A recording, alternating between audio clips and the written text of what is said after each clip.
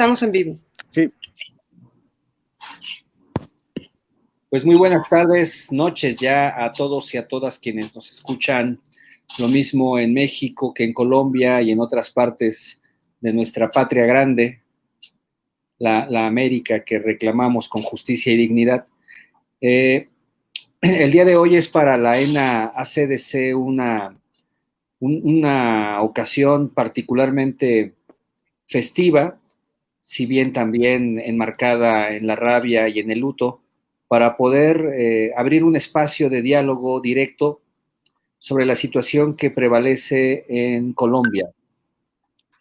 El día de hoy nos acompañan un grupo de compañeros y compañeras colombianos, algunos directamente en Colombia, otros en Ciudad de México, y es una mesa que surgió como una iniciativa de mi hermano Mauricio González, profesor muy querido y egresado de esta Escuela Nacional de Antropología e Historia, quien, palabras más, palabras menos, nos comentó la urgencia, la necesidad de poder escuchar a los distintos actores, distintas miradas sobre lo que sucede en esta tierra tan querida y tan herida al día de hoy. Sin duda, Colombia y muchas cosas de las que suceden en América Latina terminan siendo una apelación justamente a un orden estructural que se sostiene muchas veces a pesar de la lucha de los propios pueblos. Pero la resistencia se convierte no solamente en una arma cargada de futuro, sino también en una posibilidad para poder pensar, dialogar, escucharnos y podernos sentir pensar de manera colectiva, fraterna y solidaria. Y por eso para nuestra Escuela Nacional de Antropología e Historia en México, esta mesa es una oportunidad, insisto, para seguir mirándonos desde este sur global que tanto exige acciones concretas.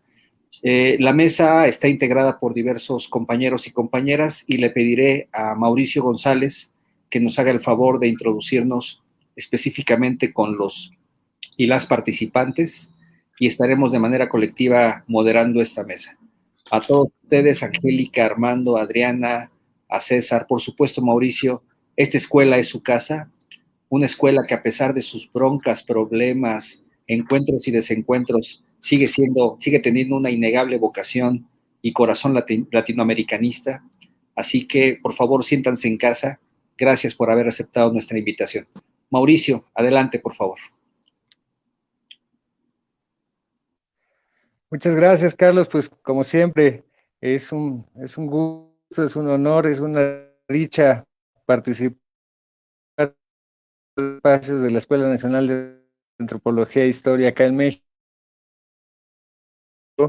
y con poder incluirla no solamente dentro de las actividades de la institución, sino en el apremio de romper un cerco que, pues como hemos podido constatar por varios medios independientes, libres, esos que se hacen a cucharadas, que se hacen como los buenos textiles a mano y con cariño, pues hemos podido ir acercándonos a esto que en algún momento apareció primero como una crisis, pero que por muchas vías también nos han hecho saber que hay mucha dignidad, que hay digna rabia, que hay hay carnaval también, y que es un pueblo muy digno.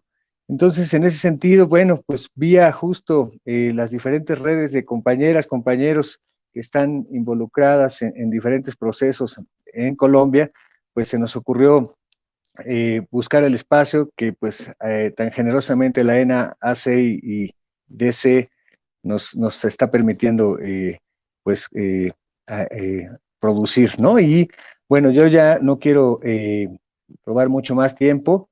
El buen oficio de la antropología es saber escuchar y en ese sentido pues tenemos voces privilegiadas, ¿no? Agradecemos mucho la atención que tuvieron a nuestra invitación.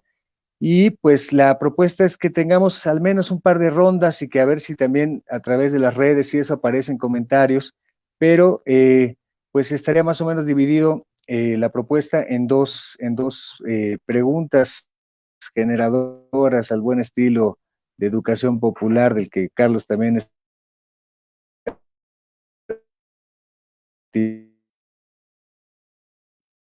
Digamos que La propuesta sería entonces que una primera pregunta sobre la situación en Colombia, ¿no? Mauricio, se nos está Sobre trabando la un situación poco, se nos que está están trabando un poco el audio. atravesando las y los compañeros en Colombia, que arreglar,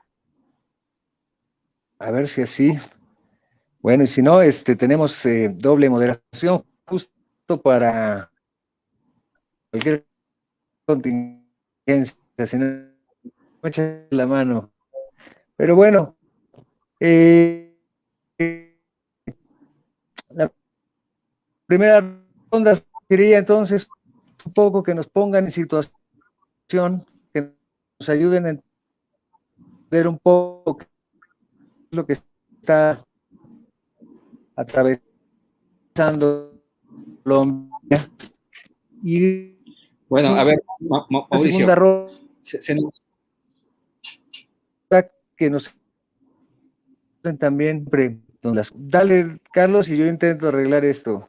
Sí, no te preocupes. Creo que si entendía Mauricio, que creo que todos lo entendimos, es una primera ronda para que desde donde cada quien está puedan contarnos, puedan romper este cerco, empezar a dialogar sobre lo que están viendo en diferentes partes.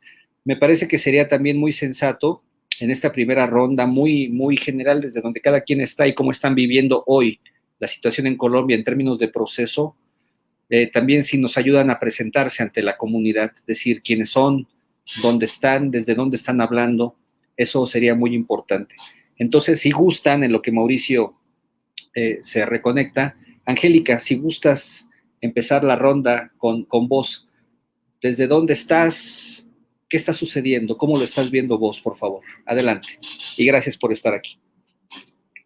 No, a ustedes muchísimas gracias por invitarnos y como decía Mauricio, por darnos este espacio, abrirnos este espacio para romper el cerco mediático. Yo me encuentro en Cali. Ahorita les decía que Cali ya no es la sucursal del cielo, es la sucursal de la resistencia.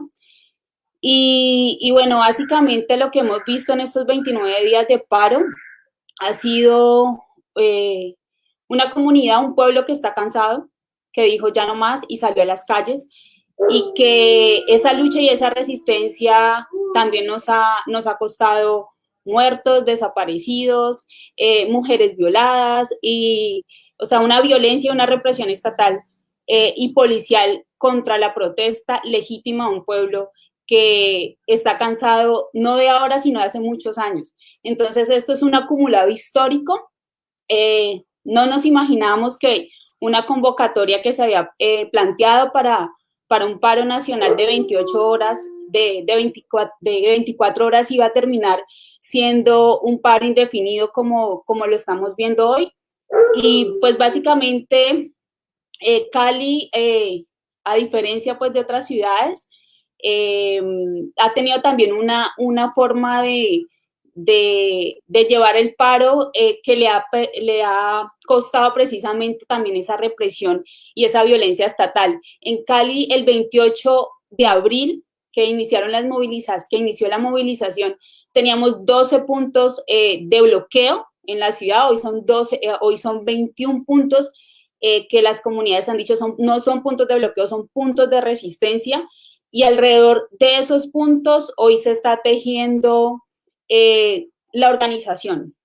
Al principio sí veíamos que había como la gente salía esporádicamente, digamos, sin tener, digamos, por ahí dicen, sin organizarse, pero hoy lo que estamos viendo es que las comunidades sí están organizadas, que los jóvenes en los barrios ya tienen propuestas, ya hay asambleas, y eso, digamos, también se ha nutrido mucho con la solidaridad y la participación de las comunidades que están alrededor de esos jóvenes, que hoy en Cali les decimos, y en Colombia les decimos la primera línea.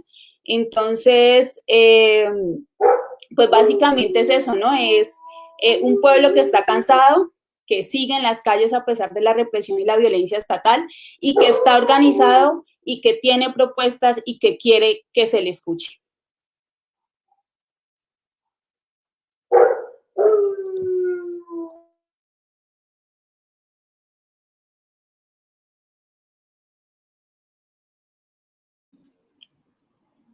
Gracias, Angélica. No tenemos a Mauricio, pero seguimos con César. César, si gustas muy puntualmente decirnos, pues también, dónde estás, quién eres también, ¿no? Desde dónde nos hablas, y que vayamos empezando también a ir tejiendo este arco iris de testimonios, por favor.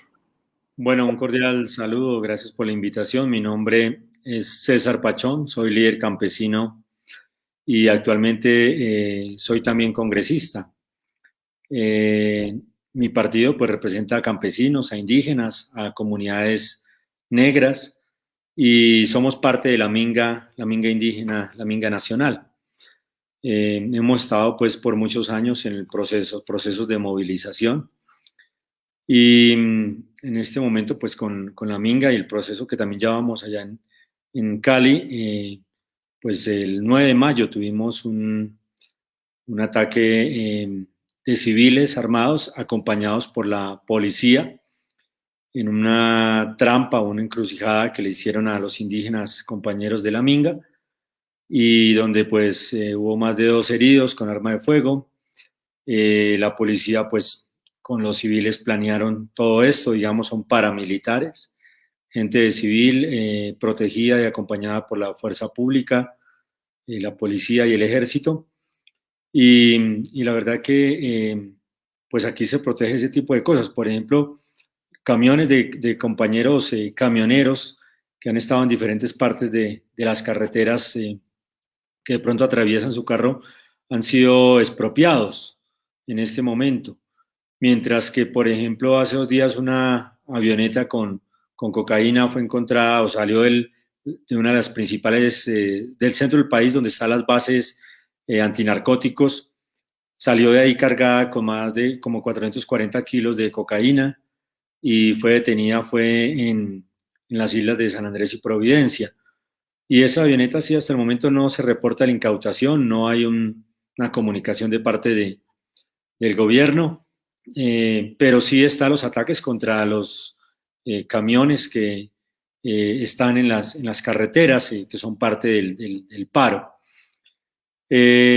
También tenemos una presión fuerte de los medios de comunicación que trabajan hoy para el gobierno, como lo es la revista Semana, y algunos otros medios privados, donde sacan artículos o sacan muchas noticias falsas de qué es lo que quiere vender el gobierno. Supuestamente nos acusa de que todas las personas que están en la protesta supuestamente somos vándalos, supuestamente acabamos la infraestructura, pero hay videos donde se muestra que la misma policía vestida de civil o civiles acompañados por la policía se infiltran en las protestas, son los primeros que atacan, que hacen los daños, y después pues salen las filmaciones o las grabaciones en los noticieros diciendo que es la ciudadanía.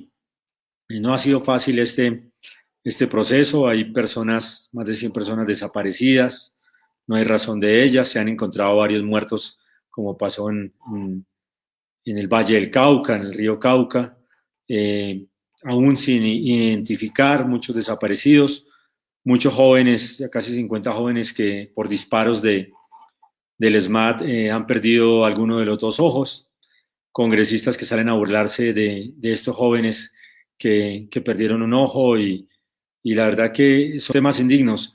Hoy se votó en el Congreso de la República, digamos, son 2 cámaras, la Cámara Alta se llama Senado, la Cámara Baja es la Cámara de Representantes, y se votó lo de la moción de censura. Esta semana pues se llevó a cabo los debates de moción de censura, primero lo hizo el Senado, al siguiente día lo hicimos nosotros en la Cámara, y hoy la mayoría de senadores negociados, compuestos con burocracia, con contratos, con ministerios por parte del presidente Duque, pues protegieron al ministro de Defensa y no permitieron que fuera expulsado a través de una moción de censura. no nos lo dejaron a nosotros en la Cámara, que yo creo que ahí podemos tener unas mayorías que son un poco más conscientes, pero bueno, hoy protegieron al ministro, o sea que alcahuetearon todos los asesinatos, las violaciones de derechos humanos, todos los abusos. La mayoría del Senado apoyó todas esas acciones que se han hecho por parte del ministro de Defensa. Se han tumbado unas reformas, sí, se tumbó la reforma tributaria, la reforma a la salud, pero pues aún el pueblo pues pide más demandas, diferentes demandas. Ahora hay un cúmulo de paros y actas de negociación, procesos que no se han cumplido. Por ejemplo, a los estudiantes hay varias actas firmadas y compromisos que no se cumplen, no se han cumplido. A los profesores, a nosotros los campesinos, compromisos con los indígenas, compromisos con los camioneros, con los diferentes sectores. Entonces todo se ha acumulado allí. Y algo que también es lamentable para Colombia es que este gobierno llegó a hacer trizas el proceso de paz y por lo tanto pues se han levantado algunas disidencias de estos grupos que se desmovilizaron y hoy son la excusa para el gobierno nacional del presidente Duque o digamos de Álvaro Uribe, porque es quien manda sobre este títere que nos pusieron, que es el presidente Duque, y lo que han hecho es buscar e incentivar a que esta gente vuelva a las armas. Algunas, pocos lo han hecho, pues tienen algunos grupos, y se tienen de ahí para decirle al país que la paz no funcionó. Nosotros creemos en la paz, queremos que se cumplan los acuerdos de paz, pero lamentablemente el gobierno no deja avanzar hacia allí. Yo creo que, bueno, eso, espero escuchar a los compañeros y compañeras. Gracias. Muchas gracias, César. Un favor muy, muy, muy especial. Y es que en México la palabra minga no es una palabra, digamos, tan ordinaria en el lenguaje popular. Y por supuesto que nosotros vemos los carteles, las convocatorias, y en todo vemos la palabra minga. Es como un asunto meramente de adecuación y traducción. ¿Nos podrías ayudar con una definición de minga, querido César? Bueno, la minga es una junta, donde se junta la gente, se juntan diferentes sectores, donde se mueve la palabra o el debate alrededor de la chicha, alrededor de ciertas bebidas, alrededor de los alimentos, donde se acampa en carpas, en algún lugar, donde se mueve la palabra, donde se comparten. Incluso va usted con sus niños, con su familia. No es solamente una cuestión de adultos, también hay niños, hay jóvenes, se vive también lo cultural, las danzas, los bailes, se comparte la música, ¿sí? Y a la vez se va hablando de la problemática y se va pues mambeando coca, se va utilizando cosas tradicionales y culturales alrededor de la palabra. Gracias, César. Esa definición es mucho, mucho mejor que la que pudimos nosotros por aquí buscar. Mauricio, ¿quieres continuar con la movida de la palabra, con la meneada de la palabra en esta minga digital? Por favor. Venga, pues, a ver, veamos si sale bien, pero bueno, pues ahora nos gustaría escuchar a un profesor que también formó parte de la licenciatura en etnología durante algún tiempo acá en la Escuela Nacional de Antropología, y pues es un gusto tenerlo nuevamente acá en su casa. Armando Martínez, por favor, bienvenido. Hola, ¿qué tal? Muy buenas noches a todas y a todos. Gracias por abrir este espacio solidario que es urgente para los momentos que se están viviendo en Colombia. Yo soy Armando Martínez, soy mexicano, pero llevo radicando ya prácticamente 7 años en Colombia. Me encuentro en Valledupar, en la capital del departamento del Cesar. Soy docente de la Universidad Popular del Cesar, que es una universidad pública regional. Y bueno, un poco para alimentar, puedo tener este contexto de ser un extranjero que me he colombianizado y que he tratado de entender esta situación que se está viviendo ahora. Quisiera contar algo anecdótico. Cuando Mauri, en el tema de tratar de llegar al día de hoy a este foro, me dijo que el foro iba a ser el 27, a mí se me hacía muy largo. frente a la urgencia y la necesidad que se tenía, frente a la situación tan terrible, criminal y brutal que se está viviendo en este país. Y miren, hoy es 27 y mañana todo Colombia se va a movilizar para celebrar un mes de lucha, un mes de digna rabia, como decía Mauricio. Y bueno, van pasando los días y yo quisiera iniciar comentando qué es lo que he sentido yo. Yo como mexicano, estando en este país, la verdad han sido noches de insomnio todos los días, desde el 28 de abril hasta esta fecha. Son noches terribles, porque la noche se convierte en el momento de la represión y del asesinato de jóvenes en este país.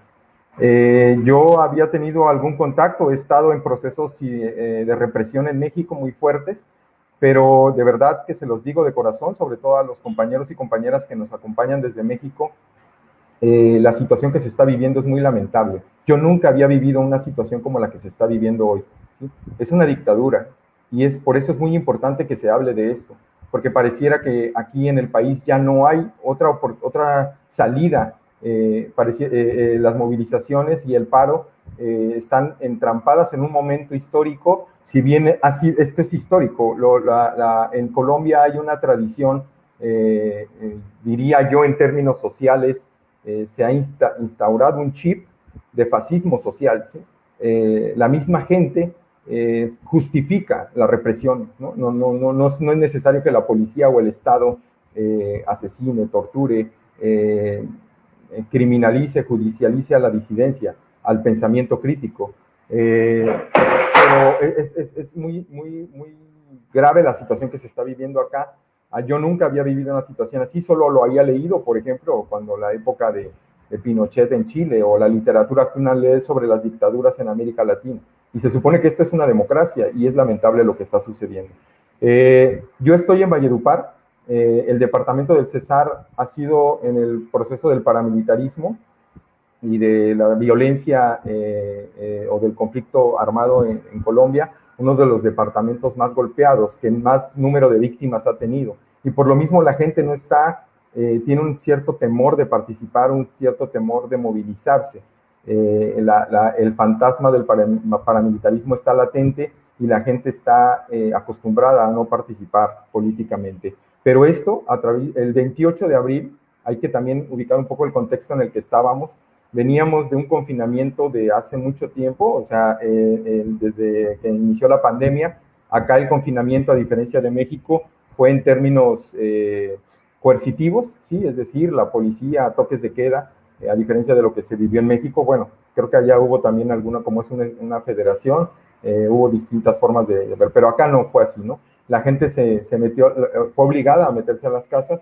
Y bueno, recordemos que en 2019 había el 21 de noviembre de 2019 en Colombia se registraron una de las grandes movilizaciones a nivel nacional en la historia política de este país, justamente por una serie de reformas económicas que golpeaban directamente a los estratos. Acá se ubica la sociedad en estratos, a los estratos más desfavorecidos.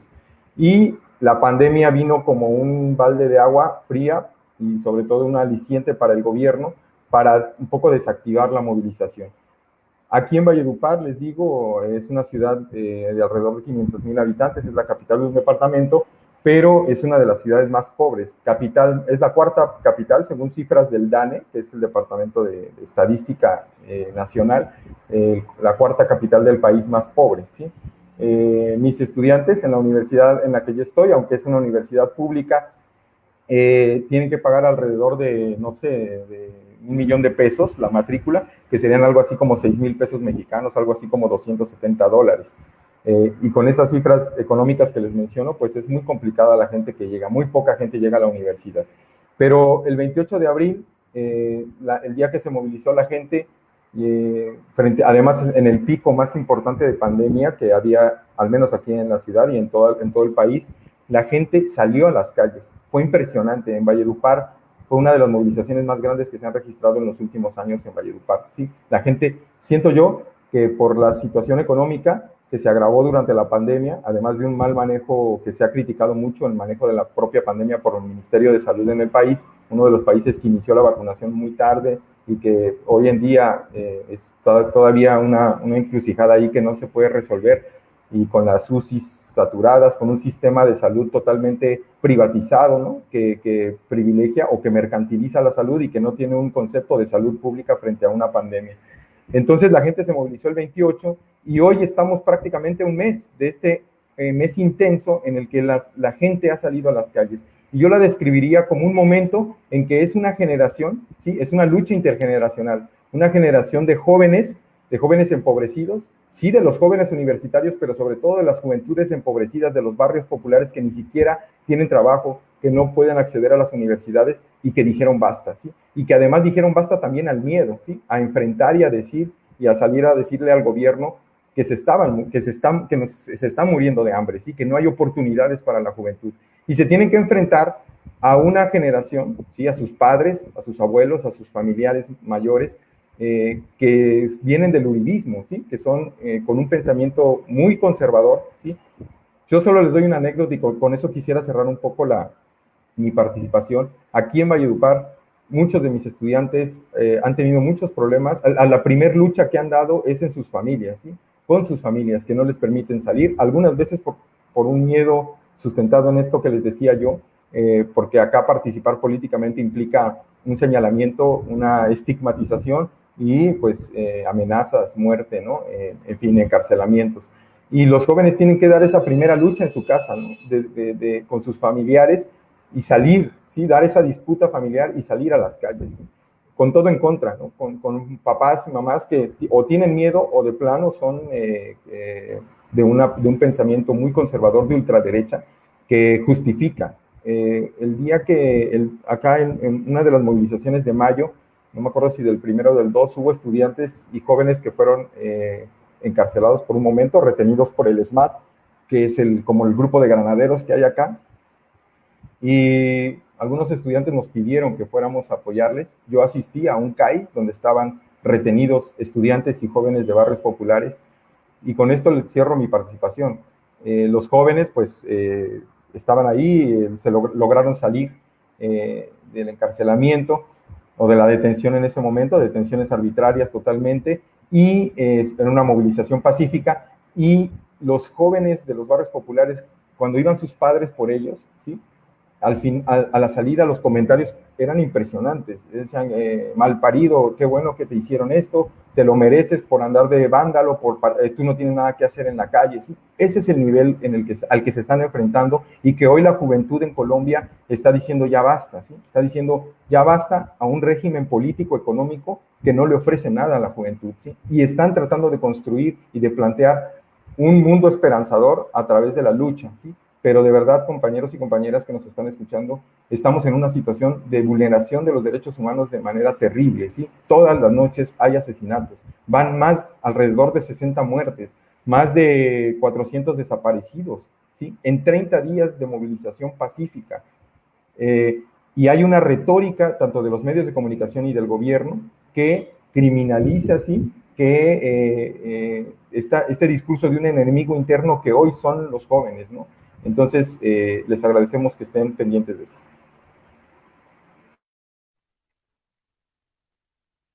Muchas gracias, Armando. Pues sí, tenemos un sedimento muy complejo de muchas brechas que están en la calle, que están parando, y esto es algo que ya nos empieza a dar las piezas de la complejidad de lo que se está jugando en Colombia. Pasaremos al ya basta, porque pues como varios de ustedes saben, en este país no es menor esa palabra, ¿no? Es algo que ha acompañado mucho en la recuperación de tierra desde los años 80, y que, bueno, a partir del levantamiento del Ejército Zapatista de Liberación Nacional, es uno de nuestros baluartes que está presente en muchas de nuestras disputas.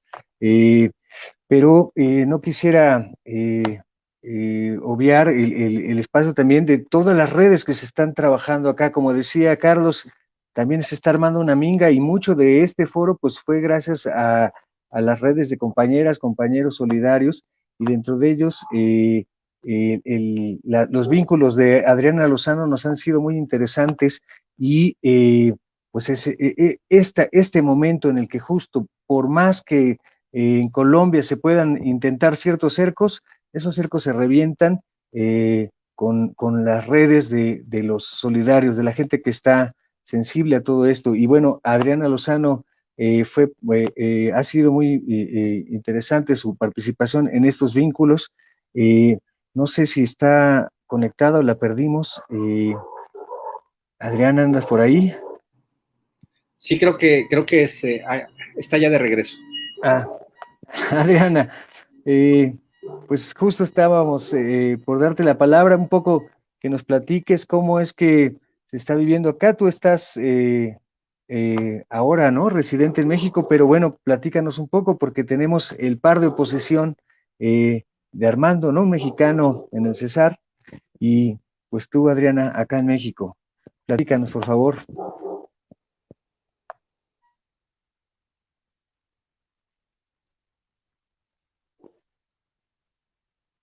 Adriana, ¿nos escuchas?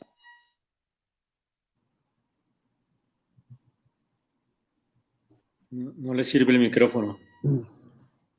Abre el micrófono.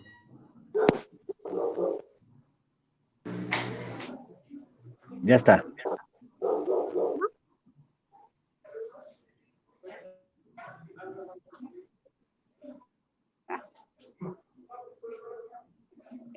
¿Se escucha? Si no, para que sigan, continúen y yo me puedo articular. Estamos transmitiendo desde el foro, del multiforo Alicia, en medio de un evento de solidaridad. A un mes de iniciado el paro nacional en Colombia, y así como el profe Armando ahora está en Colombia, pues a mí me mandaron acá a trabajar por la solidaridad, vine a estudiar, y desde el doctorado de desarrollo rural tuvimos la posibilidad de contactar a los compañeros y compañeras de la organización campesina e indígena, y por eso estamos acá saludando también al compañero César Pachón y pues a los demás compañeros y compañeras que hoy se conectan desde Cali, desde Valledupar. Entonces, un abrazo, y acá estamos escuchando y transmitiendo. Un abrazo. Acciones dislocadas, como hoy se acostumbran en muchas de nuestras maneras de disentir y de generar disidencia. Pues muchas gracias, Adriana. Pues eso, vamos a intentar también escucharte, pero hacemos otra vuelta. ¿Qué les parece? Que tiene que ver un poco con esto que ya aparece en varias de las intervenciones, ¿no? Y que tiene que ver con ese Bella Ciao que cantan con flautas, con gaitas colombianas, las y los compañeros, con esa épica que está apareciendo en la calle, con ese paro que no para y que pues también es muy inspirador, que también nos hace ver que eso que sistémicamente aparece como avasallante, parece que también en la calle se puede parar, y hay muchas lecturas que están diciendo. Hubo un foro acá en la NAC y DC en donde se veía claro, y lo dijo también César, se echan para atrás esas reformas y se echan con minga. No sé si nos quieran platicar un poco justo, Angélica, por dónde va estas movilizaciones, quiénes son los que están participando, cuáles son los retos, por dónde se mira el horizonte. Bueno, yo antes de meterme en ese tema, yo quisiera decir algo que no dije. Pensé que las intervenciones eran más cortas y entonces no me despaché, pero en Cali recientemente, el 23 de mayo, la Comisión Interesclesial de Justicia y Paz, que reúne a varias organizaciones sociales, sacó un informe que nos ha parecido a muchas organizaciones también aterrador, digamos, por lo que se denuncia. Si bien lo que hizo esta comisión fue recoger los testimonios y las denuncias de muchas personas, y esta información todavía no se ha podido confirmar, y básicamente el informe lo que dice es que necesitamos es que estos testimonios sean corroborados, pues sí me parece importante comentarles cuál fue parte de ese informe. El informe se centra en la ciudad de Cali, pero también se amplía a otros municipios del Valle del Cauca, el departamento del que hace Cali es la capital. El informe recoge versiones sobre la existencia de fosas comunes en el área rural de municipios de Buga y de Yumbo, que son cercanos a la ciudad de Cali. Recoge también testimonios de cómo el centro administrativo municipal, es decir, donde está la alcaldía de Cali, fue usado como centro de operaciones encubiertas, donde eran llevados los jóvenes capturados hacia los sótanos y después sacados del centro administrativo y llevados en camionetas blindadas sin saber para dónde. Hay otros, bueno, yo creo que César ahorita lo decía, lo que pasó en Ciudad Jardín, que hoy también aquí le decimos Ciudad Balín, digamos que salen grupos armados en compañía de la policía a dispararle a la minga indígena, y precisamente en ese barrio, que es uno de los barrios o los sectores ricos de la ciudad, se están denunciando también casas de pique. Entonces, son testimonios que se han recogido de víctimas, de personas de la comunidad que no han podido ser constatados porque no hay organismos de control y tampoco a los defensores de derechos humanos les han permitido ejercer esa labor. Entonces, pues me parece importante también contar, porque esa es la situación que estamos viviendo hoy en Cali. También se han denunciado como El Éxito, que es un almacén de cadena aquí en Colombia, se ha denunciado que se fue utilizado como centro de torturas durante este mes. Entonces, si bien son testimonios, hay que verificarlos, y por eso es que insistimos en que comisiones internacionales de derechos humanos deben llegar al país para que todas estas denuncias y todos estos testimonios que se han recogido pues empiecen a investigarse. Bueno, eso por un lado. Lo otro también que quisiera como resaltar es la cantidad, como lo decía ahorita el compañero, hay más de 379 desaparecidos. Esa es la cifra que tienen muchas organizaciones sociales y defensoras de derechos humanos. Sin embargo, la Fiscalía, incluso, por ejemplo, el propio ministro de Defensa ha dicho que solamente hay una denuncia sobre casos de desapariciones forzadas, de desapariciones, porque ellos no lo llaman, de hecho, no lo llaman desapariciones, sino que lo catalogan como no localizados. Entonces, digamos, estas cifras también le permiten a uno ver la magnitud de la represión, de la violencia estatal y de lo que se ha enfrentado, a lo que nos hemos enfrentado quienes hemos salido pues a las calles, y sobre todo los jóvenes que están hoy en primera línea.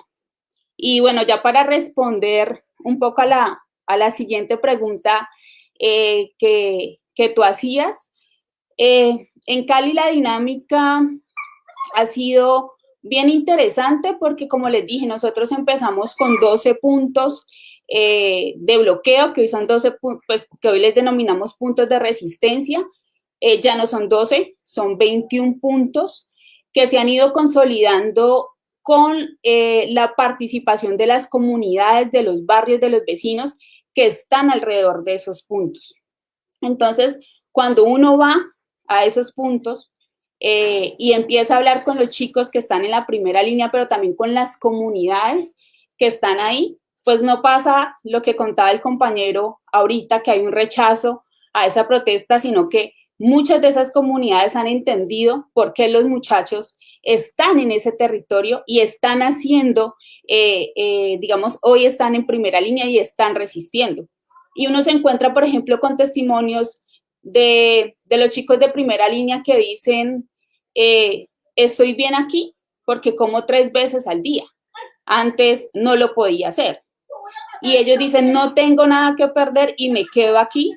Y me quedo aquí porque quiero un mejor país para mis hijos, para mi familia, para mis amigos. Y en ese sentido, como quieren un país diferente porque están cansados del hambre, de la guerra, de no poder estudiar, de no poder trabajar, pues los chicos se han organizado, los chicos y las chicas se han organizado alrededor de de sus propias agendas.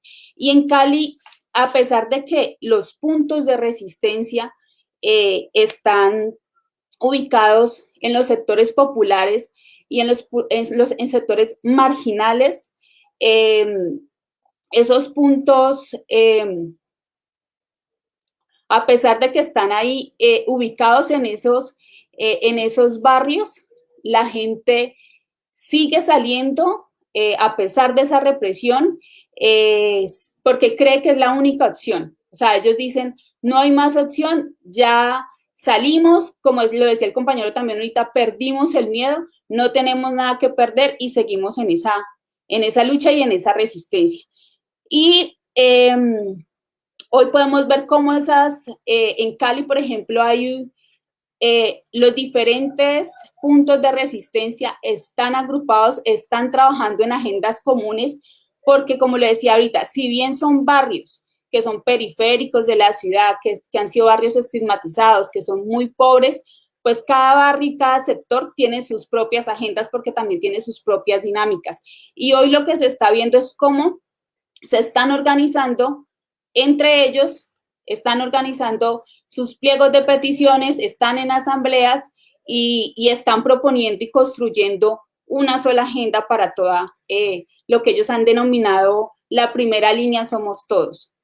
Entonces, yo también quiero contarles que si al principio del paro y cuando empezaron, digamos, uno empezó a ver todos los muertos, la represión estatal, había un miedo, ¿no? Hay un miedo de ahí, el hecho de no poder dormir, de pensar qué le pueden estar haciendo a los muchachos, pues uno como que dice, uy, no, ahí se frena un poco, pero cuando uno sale y ve que ellos, a pesar de esa represión, siguen ahí, yo creo que eso es lo que hoy ha permitido que la gente los acompañe aún más. O sea, aquí, si bien es cierto que se presentan episodios como son vándalos porque bloquean la ciudad, ya no queremos estar secuestrados en la ciudad, son, digamos, cosas que sí se ven o se escuchan, pues también, digamos, hay mucha gente que está acompañando estos puntos de resistencia. De hecho, en Cali, a diario los puntos de resistencia tienen actividades y hay gente acompañando esos procesos. Entonces, creo que el mayor reto hoy es precisamente eso. O sea, los muchachos y las muchachas han pedido ser escuchados porque tienen sus propuestas, porque también, a pesar de que al principio decían que eran chicos o chicas que no estaban politizados o que no pertenecían a ningún movimiento, y es verdad, no pertenecen a ningún movimiento, pero no por eso dejan de tener propuestas. El principal reto, yo creo, hoy es lograr que se consolide una agenda temática, pero además también que se siga consolidando la solidaridad, que en Cali ha sido impresionante. O sea, los puntos de resistencia hoy se sostienen gracias a la solidaridad de todas las personas, de los barrios aledaños, pero de todas las personas que no vivimos cerca, pero que estamos ahí constantemente. Entonces, ver a esos chicos con esa claridad política y entender sus demandas, para uno es muy esperanzador, porque marca, tal vez se convierte como un referente en la historia del país, de que en este 2021 los chicos y las chicas salieron, pero también hubo toda una comunidad que salió a acompañarlos y a participar, porque también hace parte de nuestra lucha, ¿no? O sea, las reivindicaciones que hoy hacen los jóvenes son las reivindicaciones que se han venido haciendo por años en este país. Y hoy los pelados y las peladas son los que han dado esa fuerza para que se siga en un paro que ya, como lo decíamos, mañana completa un mes. Bueno, ahí dejo. Muchas gracias. Gracias, Angélica. Pues esto, ¿no? Estos tejidos que pues miren, ¿quién si no ustedes nos los pueden ir dando las líneas de esta urdimbre de redes? César, no sé si nos quieres comentar algo en torno justo a cómo es que se está articulando las resistencias, estos puntos de resistencia a través de los espacios de Minga, de los espacios más campesino indígenas? Bueno, mira, pasa lo siguiente, desde la Minga años atrás se ha planteado que se empiece a discutir sobre la problemática y sobre los planteamientos de las soluciones, ¿sí? De qué es lo que quiere cada sector, cada grupo. Y ahora lo que se plantea es que estos puntos de concentración en diferentes lugares del país aprovechen también el tiempo y discutan y construyan su propio modo de vida, ¿sí? No es solamente como los paros anteriores que se dieron, que habían unos pliegos puntuales de peticiones y el gobierno trataba de dar alguna pequeña cosa y digamos que ya buscar levantar los paros. Esta vez, a pesar de que se inició reclamando pues en contra de la reforma tributaria, que iba a afectar los productos básicos de la canasta familiar, a subir el costo de los combustibles, a afectar de muchas maneras, pues digamos que cuando ya se retira por parte del gobierno la reforma tributaria en el Congreso, el paro continúa. Y el gobierno, digamos, lo que empezó fue a buscar reunirse con sectores políticos y fue un total error, fue un rechazo total. Hay un sector político que es más denominado de centro, pero lo vemos con una línea cercana hacia el gobierno. Con ellos se reunió y la verdad que causó fue más problemas que soluciones. Y también ahora hay un comité de paro que incluso estuvo desde años atrás, pero entonces digamos que es un comité conformado por algunos líderes sindicales de algunos otros sectores, pero que hoy la ciudadanía movilizada no corresponde a cualquier línea que dé el comité de paro.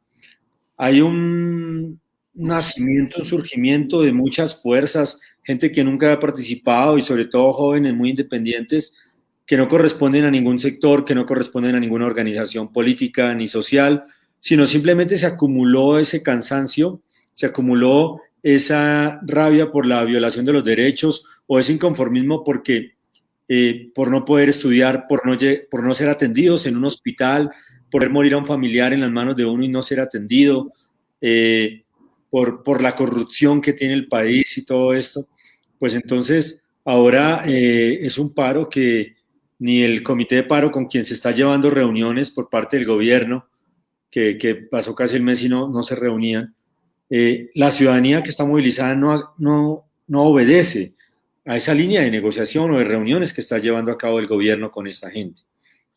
Entonces, es un estallido social que no sé dónde podrá parar. Lo que sé es que sigue alimentándose, que ya tiene grandes victorias, grandes triunfos y que es basado en la conciencia de la ciudadanía y yo creo que eso es muy importante. En este momento, ¿qué está pasando? En este momento, como les comentaba, grupos acompañados por la policía, por el ejército, vestidos de civil, portando armas de fuego, están convocando a hacer marchas en contra del paro, en contra de las movilizaciones. Y allí va gente armada, allí va gente que le dispara al que sea, y la policía ahí sí no dice nada, ¿sí? Entonces, la verdad que hacemos un llamado y espero que ustedes, ya que están en el extranjero, nos apoyen. El llamado principal es a que nos ayuden a convocar muchos organismos internacionales protectores, defensores, veedores de los derechos humanos. Porque si esto continúa así, va a haber muchas más muertes y nosotros no queremos que muera más gente. Pero lamentablemente se está violando a los derechos humanos acá en Colombia. El gobierno nacional no permitió la entrada del Comité Internacional de Derechos Humanos. No quiere que ingrese, incluso hace 2 o 3 días devolvió a algún joven que venía desde Argentina con otro grupo de veedores de derechos humanos y no le permitió la entrada al país. O sea, se está vetando la entrada a Colombia de aquellos defensores o gente que representa los derechos humanos a nivel internacional, que queremos que estén acá acompañándonos. Entonces, pedirle a ustedes y a todos los que nos están viendo que por favor, organismos internacionales, vengan a Colombia. Y si no los dejan entrar, nos dicen, nos anuncian, nosotros miramos cómo podemos hacer pero esperamos la visita de ustedes, esperamos que visiten los territorios, los puntos de concentración, para evitar que sigan utilizando armas de fuego, sigan utilizando tanquetas y demás cosas para matar a la gente, porque es que la cogen de frente y los atropellan, los espichan, le disparan directo en la cabeza, en los ojos a los jóvenes a menos de 1 metro, 2 metros. La verdad que están dejando, como digo, gente civil armada que vaya y mate al que sea y no le dice nada. Entonces necesitamos que ustedes nos acompañen, nos apoyen. Aquí seguiremos acompañando, seguiremos en resistencia, seguiremos en este proceso, pero hacemos un llamado, un SOS a la comunidad internacional a que fije sus ojos en Colombia y nos acompañen, porque la verdad que aquí esto ya se volvió un gobierno dictatorial, paramilitar, que está asesinando a diestra y siniestra a los colombianos y a las colombianas. Pues César, tenemos ya esa encomienda y está ya este llamado, ¿no? Justo estas plataformas que se están implementando, pues están para circularse y haremos que esto tenga resonancias, ¿no? Sin duda, pues nos duele mucho lo que nos están narrando y bueno, pues sin duda, pues también nos está dejando un rastro de horizontes por donde tendría que estar operando ya todas las acciones solidarias, ¿no? Vamos a considerarlo y eso, sin duda nos solidarizamos con ese llamado y vamos a ver cómo ir tejiendo más para que esos cercos y esta reiteración, ¿no? De que los organismos de derechos humanos tienen que estar ahí ya constatando lo que ha sucedido y lo que viene, porque pues si algo está apareciendo es que se va produciendo un tipo de alteridad que se criminaliza, ¿no? Eso es algo que tenemos ya las amargas experiencias en muchos lugares y en este caso, pues miren, nada más, ¿no? Criminalizando y además de una forma en la que el dolor y la sangre está rojo vivo. Armando, no sé si tú nos quieres comentar cómo está la situación en el Cesar, ya algo adelantabas también con los muchachos, se ve que son varios sectores, ¿no? Como ya lo puntuaba también ya César y Angélica, ¿no? ¿Qué hay allá hacia el Caribe? Bueno, hola, pues igual coincido con las intervenciones anteriores. Esta situación de que hoy el paro lo están encabezando, vuelvo a reiterar, siento yo que es la juventud. Y si no es la juventud en años, por lo menos es el pensamiento nuevo, ¿no? Un pensamiento que quiere derrocar ese pensamiento anquilosado del uribismo, del planteamiento de la salida a través de las armas y de la justificación del asesinato y de la criminalización de las personas que piensan de un modo distinto.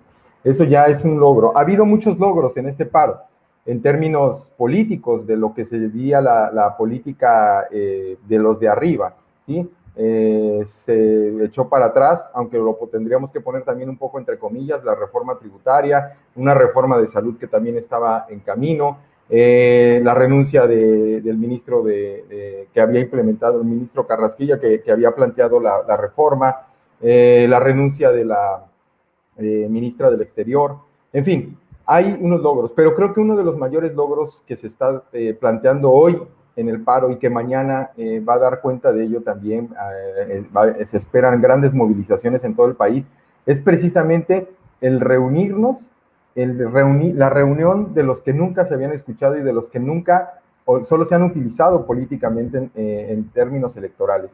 Yo siento y hago una comparación con lo que a mí me parece mucho, obviamente Cali, Medellín, Bogotá, son ciudades en donde la primera línea, hay que decir, ¿no? La primera línea son estos jóvenes que se han ofrecido para proteger a los manifestantes y que eso se vio también en Chile, ¿no? Han entablado una serie de forma organizativa de protección y de seguridad para la ciudadanía, ¿no? En donde no lo hay, donde tú no puedes confiar. ¿A quién denuncias? Hace rato la compañera mencionaba, en términos de las cifras, hay una totalmente desinformación.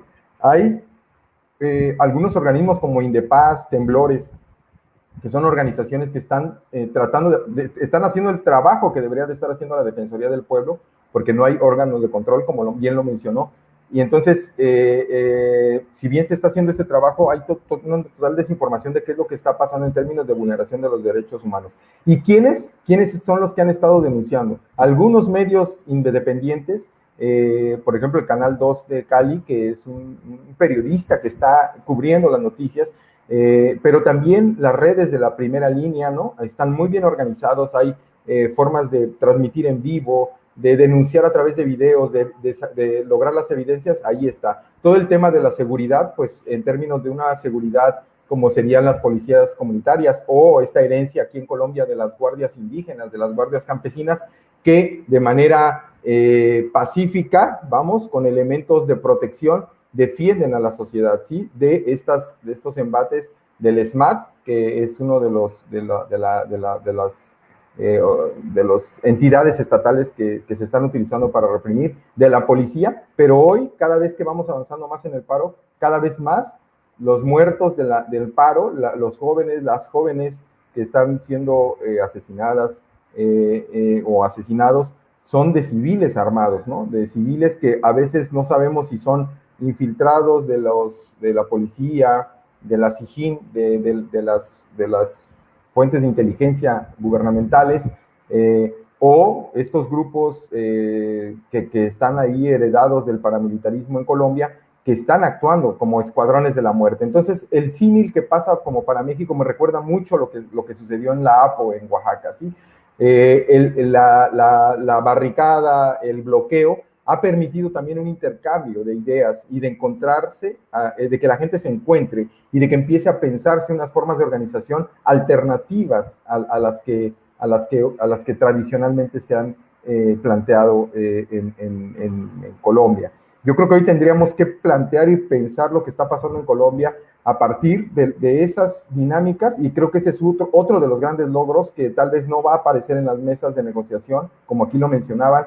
El gobierno de Iván Duque está jugando a negociar con un comité que no representa a quienes están movilizados hoy en las calles, y ahí hay unas formas de organización. Les cuento, por ejemplo, el día de ayer la Universidad Popular del Cesar está en paro, está tomada por los estudiantes de una manera muy difícil, porque igual que en México, la educación venía virtual en los últimos 3 semestres, y los estudiantes de cualquier forma se tomaron las instalaciones, y el día de ayer tuvimos una asamblea, ¿sí? Una asamblea donde gente que nunca había pisado la universidad estuvo ayer discutiendo sus problemáticas de barrios populares, de organizaciones indígenas, de grupos o colectivos de jóvenes de las barras, ¿no? Es impresionante lo que ha pasado con las barras de fútbol, ¿no?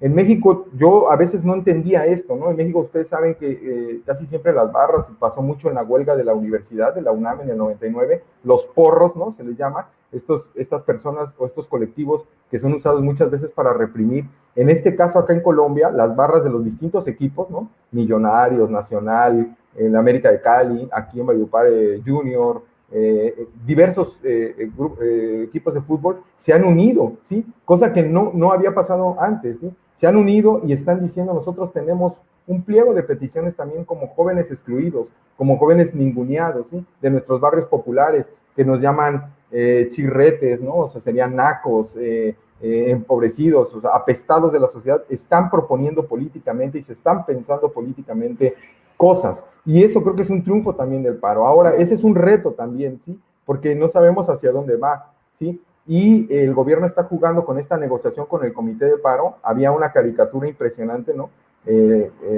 Una persona en la entrada de la Casa de Nariño diciendo: ya llegaron los jóvenes del paro, ¿no? Y los puros viejitos de los sindicatos que están llegando a negociar con es decir, la primera línea, y muchos de los jóvenes y muchos de los movimientos indígenas, campesinos, afrodescendientes que están hoy, en este momento, en las diversas ciudades, manteniendo el paro, ¿sí? No se sienten representados por ese comité de paro, pero están discutiendo y están planteando, y creo que el reto va a ser ese: cómo construir una alternativa política frente a esta situación, ¿sí? Entonces, frente a la situación que se está viviendo. Creo que en términos políticos, hay un parteaguas en Colombia, ¿sí? Está trascendiendo inclusive a los partidos políticos que acá se podrían llamar progresistas, ¿no? O de izquierda, no lo sé, también, ¿no?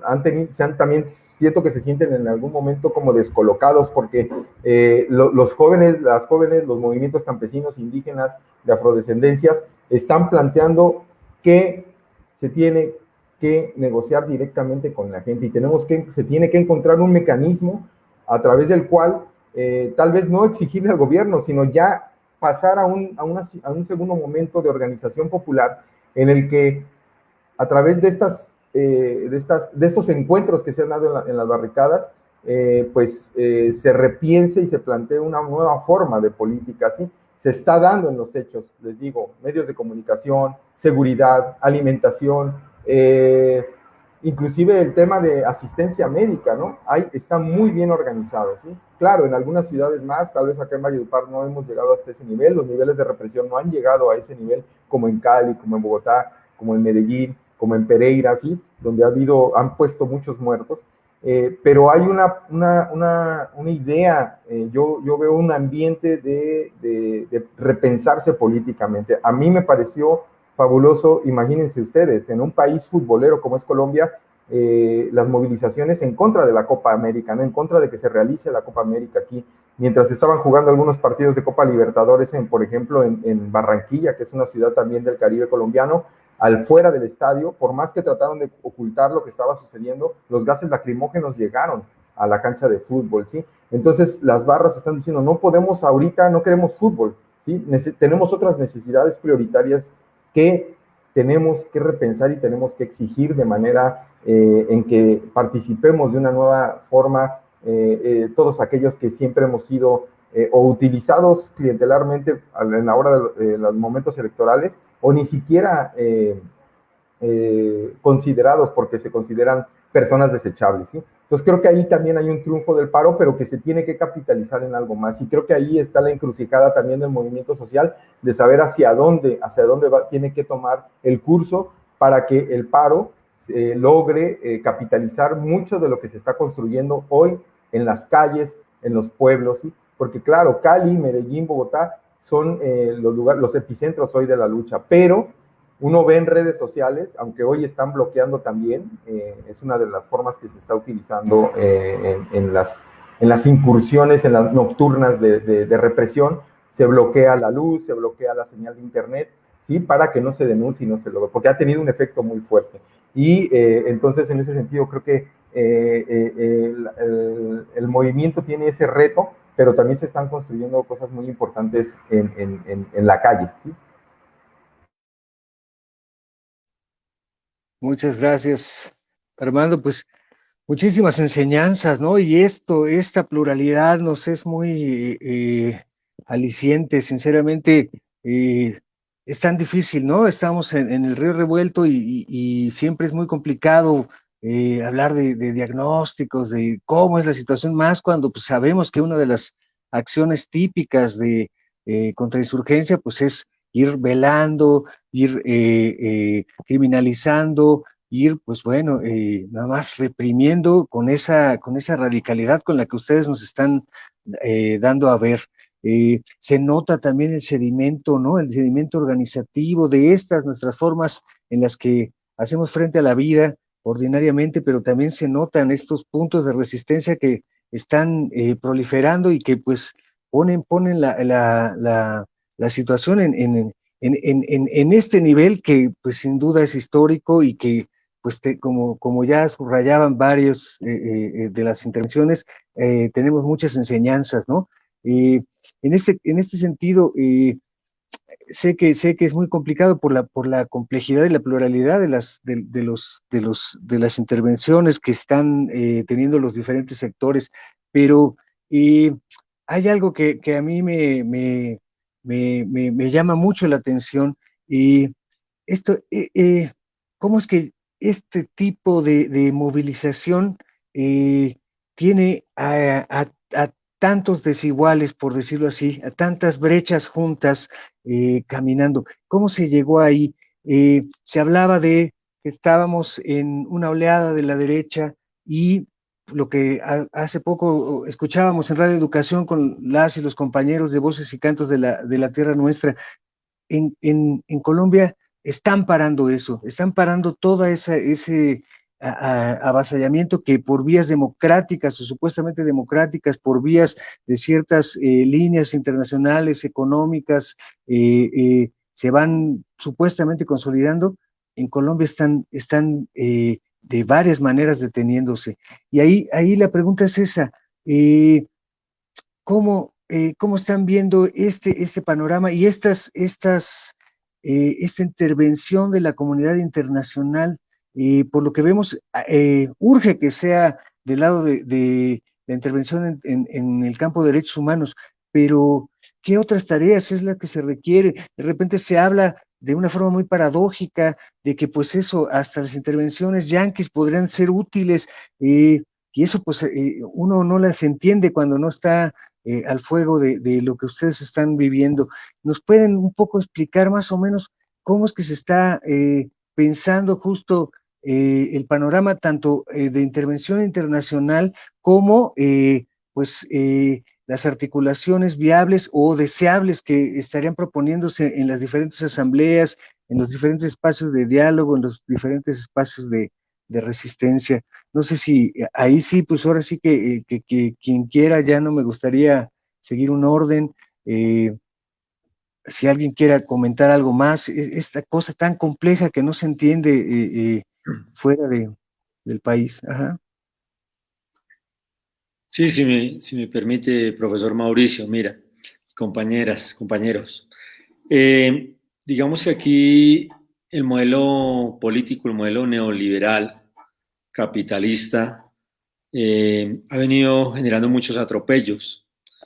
El tema de los tratados de libre comercio y también el buscar volver a Colombia un país minero y petrolero, abandonando o buscando abandonar y hacer a un lado una economía campesina, porque Colombia es un país campesino, es un país agropecuario, pues hace que mucha gente del campo se vaya hacia las ciudades, trate de buscar oportunidades y no las han encontrado porque el modelo político, digamos, como que lleva a eso, a que necesitaban las tierras para extraer el petróleo y el carbón.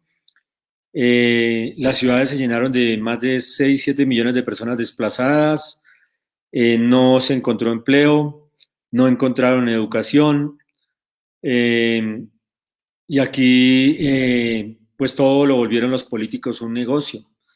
Entonces es un estallido social que se viene alimentando de diferentes paros que empiezan alrededor del 2010-2011 hacia acá, donde cada sector iba protestando, paros muy fuertes. Yo, por ejemplo, organicé el paro agrario en Colombia en el año 2013. En el año 2011 unos paros fuertísimos también de los estudiantes, pidiendo recursos para las universidades y condiciones y acceso a la educación. En el 2015, por ejemplo, hubo un paro muy fuerte del sector de los camioneros, y así siguieron. La Minga, también indígena, también siguió haciendo sus paros, y todos fueron procesos que se fueron acumulando. En este momento, pues, debido a la pandemia, pues mucho más.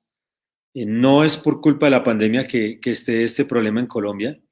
Ha sido el modelo político desde los años 90 incluso.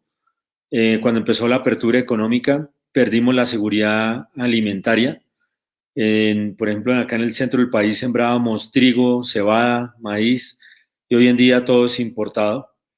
Perdimos todos esos empleos, perdimos esas áreas de siembra, perdimos el empleo, ¿sí? Y entonces, ¿dónde está esta gente?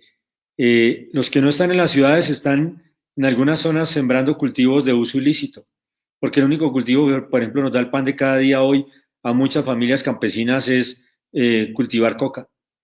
Que si se dieran garantías para trabajar el campo, por ejemplo, no habría todas esas áreas en coca, más de 200.000 hectáreas hoy. Pero es que a usted no le compran, nadie le garantiza que le compren la yuca, el maíz o los productos que usted saque del campo. Es que no hay ni carreteras. La verdad que son situaciones muy difíciles que se viven. Hay un acumulado y la pandemia lo marcó mucho más. Y lo único aquí no es que crea que es que el presidente crea que es aquí con una negociación y poniendo 2, 3 cositas va a conseguir calmar la gente. No, aquí tiene que haber un cambio de modelo económico, un cambio de modelo que apoye a lo social y construya desde lo social, que escuche y que descentralice el país, porque es que el país lo gobiernan y todo lo ejecutan desde Bogotá, pero cuando llega a las regiones, primero los recursos se los roban por el camino y segundo, no hay quien ejecute en las regiones nada. Y solo en medios de comunicación sacan supuestas cosas que hicieron, que entregaron, que dieron. Y todo ha sido mentiras, todo ha sido corrupción. Es uno de los países más corruptos de Latinoamérica, yo creo que Colombia. La Contraloría en sus estudios reporta que se roba más de 60 billones de pesos. Esto es entre el 25 y el 30% del presupuesto de la nación. Se lo roban en corrupción. Entonces, pues ¿quién no va a estar bravo? ¿Quién no va a salir a protestar cuando no lo atiende en hospital, cuando no tiene acceso a los alimentos, no hay una seguridad alimentaria, cuando no consigue un empleo, cuando ni siquiera pudo estudiar o poner a sus hijos a estudiar? O sea, hoy estamos con razón en las calles, hoy estamos con una deuda histórica reclamando que tiene que haber un cambio de gobierno, que tiene que haber un cambio de modelo, que se tiene que proteger el agua, la tierra y la cultura, las semillas, el campesinado, que no se puede seguir explotando los páramos para sacar el oro y dejarnos sin agua, que Colombia es un país agropecuario y no se puede volver minero energético. Colombia tiene hoy más de 40 millones de hectáreas para trabajar, para producir alimento, y estamos produciendo solamente en 6,5 millones de hectáreas. Podemos generar empleo, ¿tenemos con qué? Tenemos 2 mares. Nos acabaron con las vías férreas.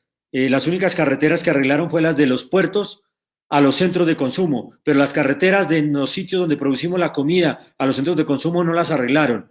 Arreglaron las carreteras para entrar la comida importada, para acabarnos a nosotros como campesinos. La poca industria que hay o la microempresa la acabaron, no la dejan despegar, la llenan de impuestos. Entonces eso es lo que está pasando acá en Colombia, es un estallido social que no se va a calmar, que no va a parar con que el presidente se reúna con los sindicalistas. No, aquí tiene que cambiar, tiene que haber algo. Puede ser como Chile. Salieron a protestar por el precio del tiquete del metro y terminaron haciendo una constitución. No sabemos aquí para dónde nos lleve, pero estamos dispuestos a todo y lo vamos a dar aquí toda en esta lucha. Pues vaya que sin duda se escucha la fuerza que sin duda asiste, ¿no? A toda esta movilización y a esta minga, a esta buena resistencia.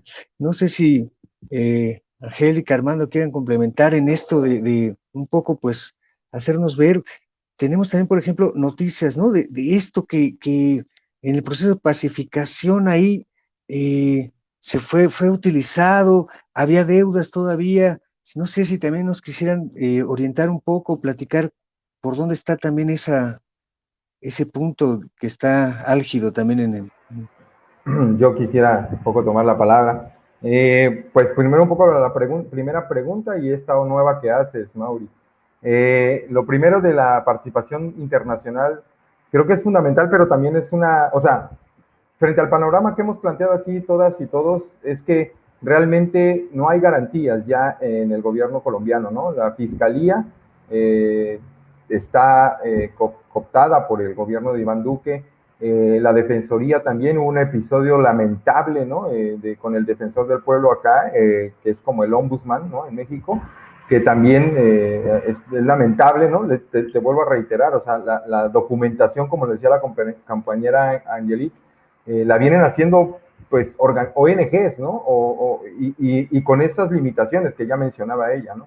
Entonces, creo que la participación, yo lanzo una pregunta, con el 10% de lo que ha pasado aquí en Colombia, ¿qué hubiera pasado si en Venezuela o en Bolivia o en otros de estos gobiernos hubiera sucedido esto, ¿no? O sea, ya estaría todo el mundo, ¿sí? La OEA, la ONU y la Unión Europea saltando, ¿no? Y diciendo que se está violentando los derechos humanos y todo. Y acá siento que ha habido un pasmo. Obviamente hay que entender en términos geopolíticos lo que significa Colombia, en términos, por ejemplo, de recursos energéticos y todo, y su posición geográfica también para esta batalla que hay en contra del gobierno venezolano.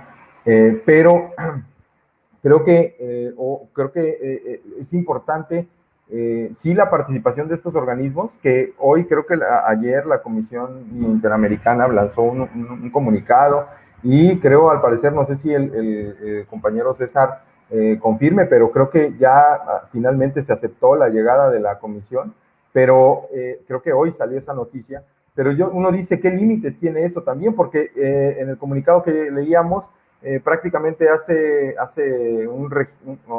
pone atención a las cifras y a los números y al discurso que la propia fiscalía está dando de acá, ¿no? Entonces sí es necesario que vengan y todo, pero creo que también es muy importante la participación a nivel internacional también de otras redes, ¿no? Alternativas, que se pronuncien. Creo que las movilizaciones en todo el mundo, que han sido muy, muy grandes, son muy importantes, ¿sí? Les pedimos que por favor no olviden seguir movilizándose. Mañana se cumple un mes, y no solo colombianos en el exterior, sino creo que cualquier internacionalista que sea sensible frente a la dignidad del ser humano, se tiene que indignar con lo que está sucediendo acá en Colombia, ¿sí? Eso por un lado. Entonces, en términos de la participación de los organismos internacionales, urgen, pero también podría ser una limitante y no sé, ¿no? Tal vez habría que analizarlo un poco más. Y respecto a la otra pregunta que hacías, perdón, ¿cuál era, Mauri? Lo del proceso de paz, ¿sí? Pues imagínate, o sea, como decía el compañero César, es que el estallido social que hoy estamos viviendo no es culpa de la pandemia, simplemente la recrudeció, pero son las décadas de neoliberalismo que ha habido, y además el incumplimiento de acuerdos, ¿no? El compañero César no me dejará mentir, ha habido, ¿por qué la primera línea y los jóvenes que hoy están en el paro no confían en un diálogo y en una mesa con el gobierno? Porque hay una serie de acuerdos incumplidos, más de 1000 acuerdos con los pueblos indígenas, con el sector campesino ni se diga, con los estudiantes también. El 21 de noviembre de 2019, como fruto de esas movilizaciones que se dieron antes de la pandemia, supuestamente hubo mesas de diálogo que no llevaron a nada, ¿sí? Entonces creo que ahí es importante. Pero, por ejemplo, el contexto, Mauricio, y compañeros y compañeras que nos escuchan, más de 900 líderes asesinados en lo que va el proceso de paz, ¿sí? Y además de esos, alrededor de 300 o más de 300 excombatientes, ¿no? Habría que repensar aquí quién está incumpliendo el acuerdo de paz y quién no, ¿sí? Si no hablamos además de lo que decía, ¿no? Los distintos puntos del acuerdo, pues no sé, en términos, por ejemplo, de la tierra, ¿no? Colombia es un país que tiene unos niveles de concentración de la tierra. Aquí no ha habido reforma agraria nunca, ¿no? Está en unas cuantas manos las grandes extensiones de tierra cultivables, y además destinadas ¿para qué? Para monocultivos, ¿no? De caña, de palma aceitera, para ganadería extensiva. Y ahora con todo el tema de megaproyectos de minería, de fracking, de petróleo, de otros minerales que son importantes para los mercados internacionales. Y sobre todo hay que ver también algo muy importante, el narcotráfico, que a veces no lo vemos y no lo planteamos como esa otra gran transnacional, que es el narcotráfico, ¿sí? Es decir, ahí también dentro de las empresas que están monopolizando la tierra en Colombia, pues está todo el tema de los cultivos ilícitos. Entonces creo que es muy complejo, y acá a veces se ha pensado que a través de la experiencia de Chile, que llegaron a una constituyente, aquí sería también un arma de doble filo, porque aquí hay una constitución que se hizo en 1991, que en el papel es muy buena, pero no se aplica, ¿no? No hay un Estado social de derecho que garantice ni la salud, ni la educación, ni la vida digna de tanto campesinos, afrodescendientes, indígenas y otros sectores de la población.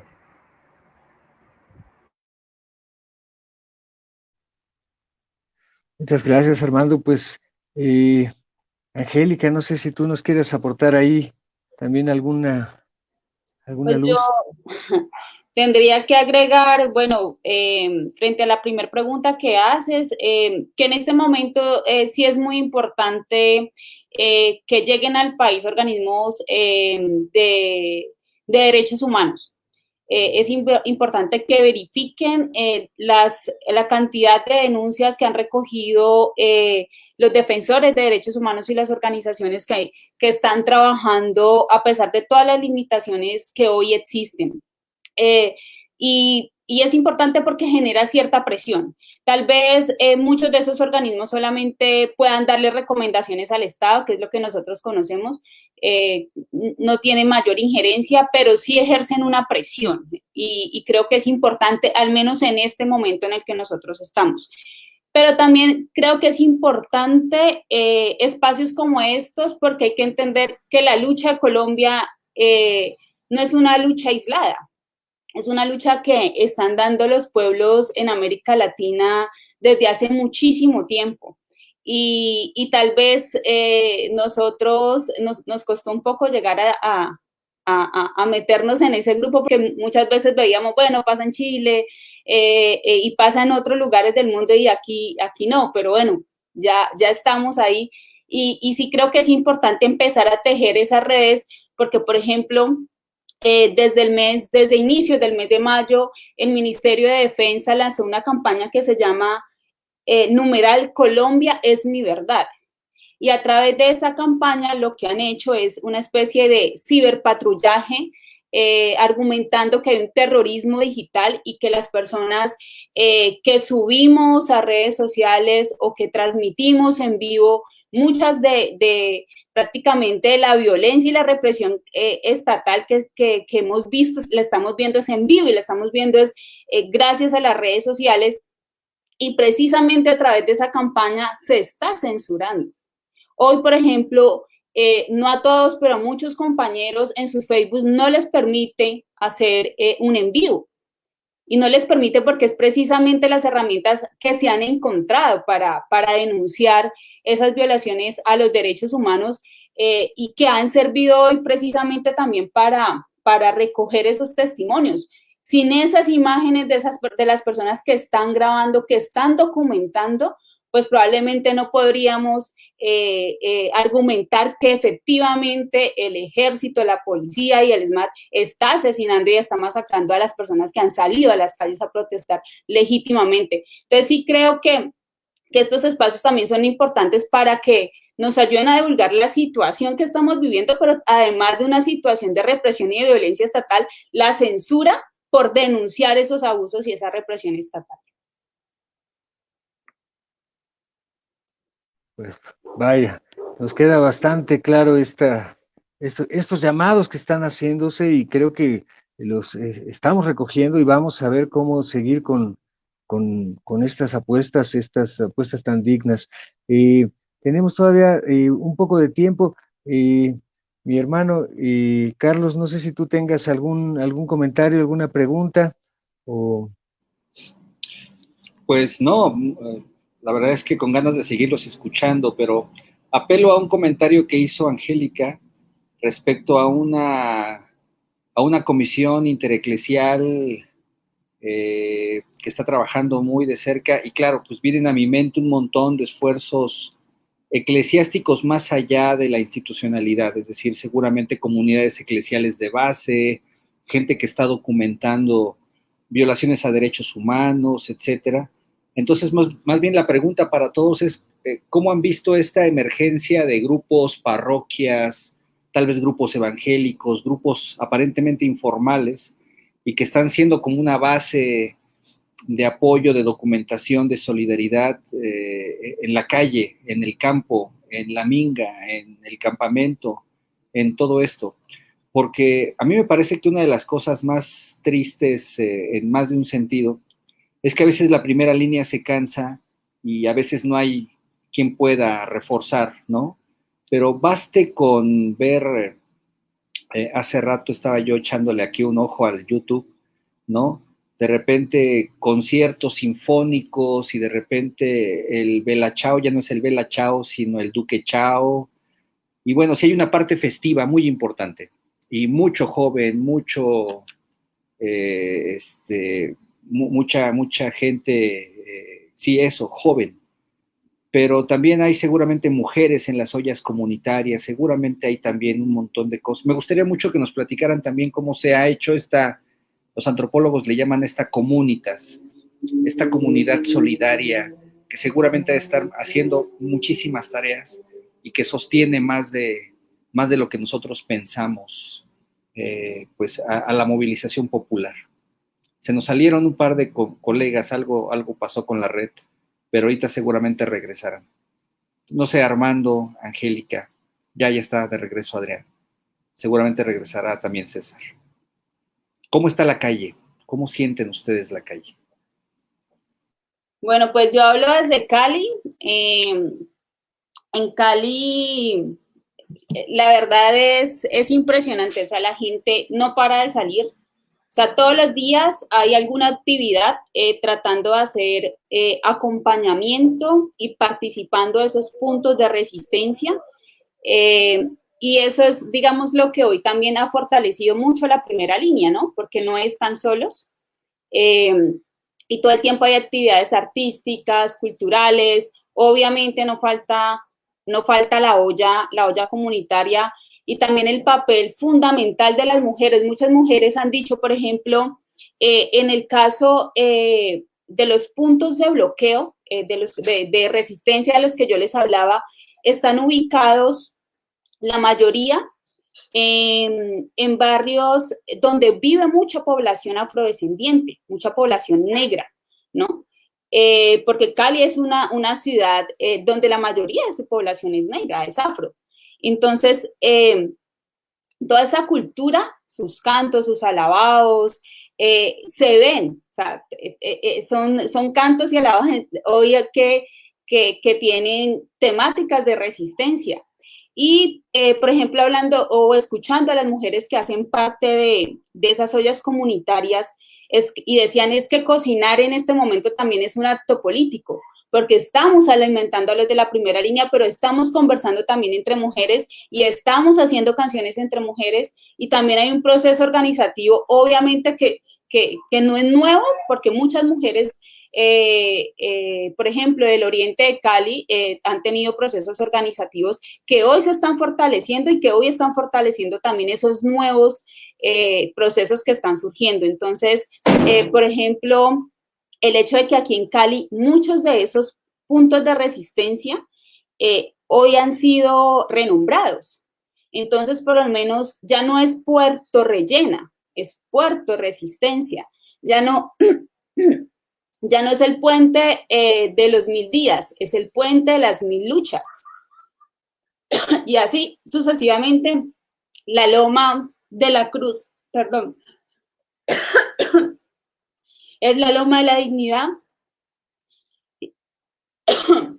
Ay, qué pena. No, con calma. Si quieres, tómate un respiro. Uy, sí, no. Un poco de agua. Exacto. Eso era cerveza, pero está muy bien. Finalmente se necesita.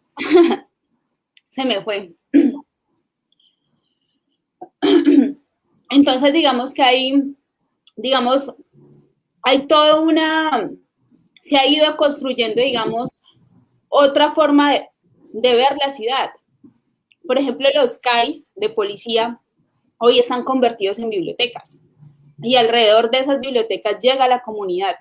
Entonces, hay toda una organización que se va construyendo.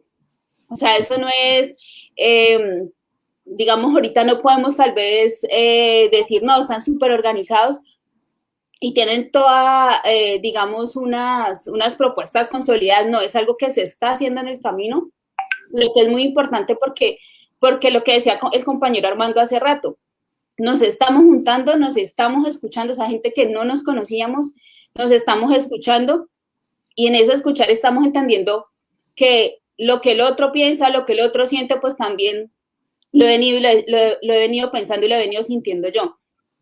Entonces es muy importante eso, y bueno, la ciudad de Cali siempre se ha caracterizado por ser una ciudad muy alegre, tal vez por el clima, ¿no? También. Entonces, básicamente también en medio de la resistencia siempre viene cargada de alegría, a pesar del dolor y a pesar de todo lo que ha pasado, la gente sigue saliendo, y tal vez ver la represión y la violencia con la que la fuerza pública ha reprimido a los jóvenes es lo que hoy permite que la gente siga saliendo, porque rechaza precisamente esas acciones. Entonces, Cali, como dicen los chicos, sigue parada en la primera línea, sigue en resistencia y no se van a mover, porque lo que decía César hace un rato es verdad. no se trata, los muchachos y las muchachas no están pidiendo reformas, están pidiendo cambios estructurales. Y esos cambios estructurales, si bien ellos dicen no los vamos a ver ahorita, pero estamos pidiendo que se empiecen a hacer. Entonces, yo creo que bueno, aquí desde la sucursal de la Resistencia la gente va a seguir saliendo. Mañana esperamos que la movilización sea multitudinaria, porque aquí no se para, aquí se sigue. O sea, aquí le hemos dicho, llevamos un mes de aguante y tenemos más. Sí, creo que respecto a lo que comentabas, Carlos, y como lo comentaba Angélica, la creatividad, o sea, y las ideas, las propuestas más sentipensantes, más del corazón y de la vida, hoy están en las calles de Colombia, ¿sí? No en el Parlamento, mucho menos en la Casa de Nariño, ¿no? Al contrario, esas ideas, vuelvo a reiterar, es que de verdad uno que vive acá, es impresionante el nivel, pues si se le puede llamar nivel de discurso y de retórica totalitaria que se vive en las élites. Hoy lo que mencionaba el compañero César, que es representante de la Cámara, acá se hizo como una llamada, no recuerdo cómo se llama en México, como una comparecencia, ¿no? Del ministro de Defensa, y es impresionante. Tú veías los discursos de quienes defienden, ¿no? Y de la mermelada que le llaman acá, o la corrupción que se repartió en otros partidos que no son del centro democrático, sino, por ejemplo, el Partido Conservador, inclusive del Partido Liberal, del Partido de la U, de muchos partidos, que en sus argumentaciones justifican que se debe asesinar, que se debe reprimir, que hoy hay un discurso, siento yo, que se está manejando, además son estrategias mediáticas muy bien pensadas desde la derecha, de decir que hay manifestantes buenos y manifestantes malos. Es decir, es que sí, se movilizan pacíficamente, pero las barricadas, aquí el ministro de Defensa, el ministro del Interior, hace unas semanas dijo que los bloqueos violentan los derechos humanos, ¿sí? Es decir, se está criminalizando la protesta. Y por ahí en alguna intervención, no me recuerdo de quién, creo que de un obispo, no sé si fue el obispo de Cali, que ha estado pendiente también como de interlocución cuando referías lo de las iglesias, se mencionaba, pues es que en un país donde hay trabajadores, pues el paro significa parar la economía. Pero en una sociedad donde no hay empleo, el bloqueo es la única forma en la que puede ser escuchado, ¿no? Es decir, si tú no tienes un trabajo, ¿no?, formal, pues la única vía que te queda es bloquear. Y acá se está criminalizando esto. Hubo todo un debate si eso es constitucional, inconstitucional, si se tiene que meter a la cárcel a la gente que está tomando las vías, ¿no? Que además el propio movimiento también, con lo que decía Angélica, bueno, acá en Valledupar no hay bloqueos, pero Cali y las otras ciudades, principalmente Cali, que ha sido el epicentro de los bloqueos, han logrado de manera también organizada generar, ¿cómo le llaman?, corredores humanitarios para que puedan acceder a alimentos, vacunas, combustible a las ciudades, ¿no? Entonces es mentira, pero hay un discurso en ese sentido, ¿no? Y respecto a la participación religiosa, déjame decirte, Carlos, que acá en esta moción de censura que hubo, acá hay partidos de religiones, sobre todo de iglesias evangélicas, ¿sí? Y obviamente votaron a favor de que el ministro continúe con esta política de terrorismo de Estado, ¿sí? Entonces, el papel que juegan las iglesias evangélicas en este país es muy fuerte, ¿sí? Es una intervención en términos políticos. Con decirte que acá, por ejemplo, en Valledupar, nos están comentando algunos estudiantes, algunos jóvenes que están participando en las movilizaciones, algunas mujeres, ¿no? Madres, cabezas de familia, que en sus iglesias los pastores les dicen que el cacerolazo es diabólico y que entonces están invocando al demonio y que entonces por lo mismo la movilización es anticlerical o antirreligiosa, ¿no? Y creo que en términos también, esa es la cara para un poco de la intervención de las iglesias, han sido en contra del movimiento, ¿sí? Pero la gente ha trascendido eso y ha respondido con un nivel de cultura, de arte, ¿sí? En las calles llenando de colorido, como le decía Angélica, a pesar del dolor, es que este movimiento es por la vida, ¿sí? Es para enfrentar un proyecto de muerte que está en los megaproyectos, en el incumplimiento de los acuerdos de paz, en la utilización de armas que supuestamente no son letales, convertirlas en armas letales, que es lo que está haciendo el SMART. No sé si ustedes han visto esos videos de estas herramientas que hasta en Estados Unidos se ha dicho, ¿no? O sea, el Venom, que es una porquería que lanza proyectiles y que se supone que deben de hacer parábolas, acá de manera, eso que llama, no sé, Rita Segato, las pedagogías de la crueldad, están hoy implementadas por el Estado colombiano, ¿sí? La forma de herir y de matar al manifestante. ¿Y cuál ha sido la respuesta de la gente? Es que por eso es doloroso y por eso es urgente que la gente, más allá de Colombia, se entere de lo que está pasando. Acá las movilizaciones han sido pacíficas, se está construyendo comunidad en las movilizaciones, ¿sí? Se está reencontrando ese tejido social que ha sido roto por una historia de violencia y de conflicto que se ha vivido en este país y que es complicado hacerlo. Y hoy en los barrios, principalmente en los barrios populares, se está reactivando esto. Quiero mencionar algo muy simbólico que ha ocurrido en las movilizaciones. No sé si ustedes se han enterado, pero por ejemplo, muchos pueblos indígenas, principalmente el pueblo Misak, ha tirado estatuas, ¿no?, de Belalcázar. Me recordaba mucho como cuando en San Cristóbal de las Casas se tiraban las estatuas de los conquistadores. Es decir, en esto que Walter Benjamin plantea como una redención de la historia, ¿sí?, de los vencidos, ¿no? Hay una propuesta, y Lucas Villa, que fue asesinado, un chico que en los videos queda registrado cómo iba bailando, ¿no?, manifestándose pacíficamente, y al terminar la movilización fue asesinado por un escuadrón de la muerte, ¿no?, por unos paramilitares que están operando pues en complicidad, al menos se ve en los videos, con la policía. Eso lo denuncian. Como decía Angélica, no podemos comprobar esto porque la única evidencia que queda son los videos que se están dando. Es la única forma en la que se está evidenciando la violencia. Pero entonces recuperamos a Lucas Villa, y entonces recuperamos a todos los compañeros y compañeras que han perdido ojos, ¿sí?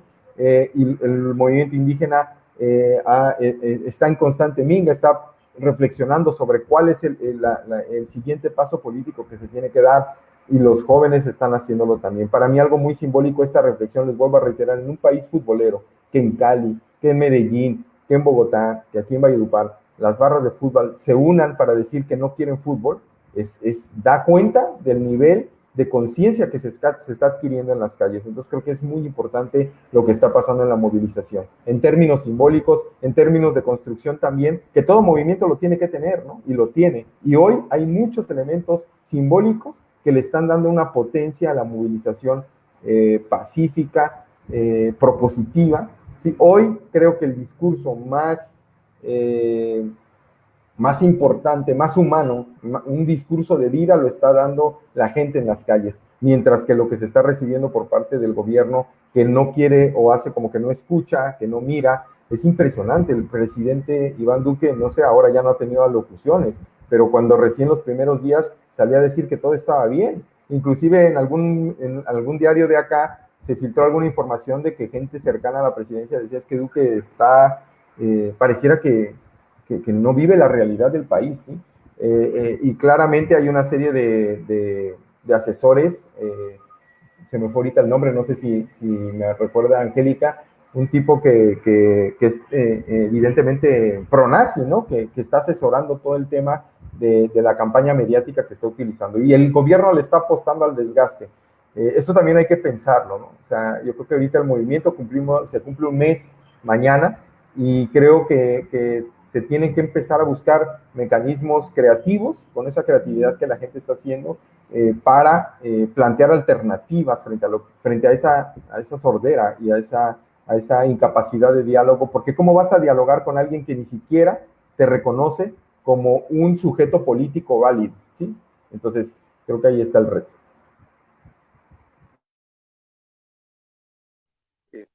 Tengo un mensaje de Adriana que quería comunicarnos algo desde el Foro Alicia, otro de los espacios autogestivos que resisten y que además siempre tienen cobijo para luchas legítimas. Adriana, ¿nos escuchas? No sé si puedas compartirnos algo de... Ajá. ¿Se escucha allá? Sí.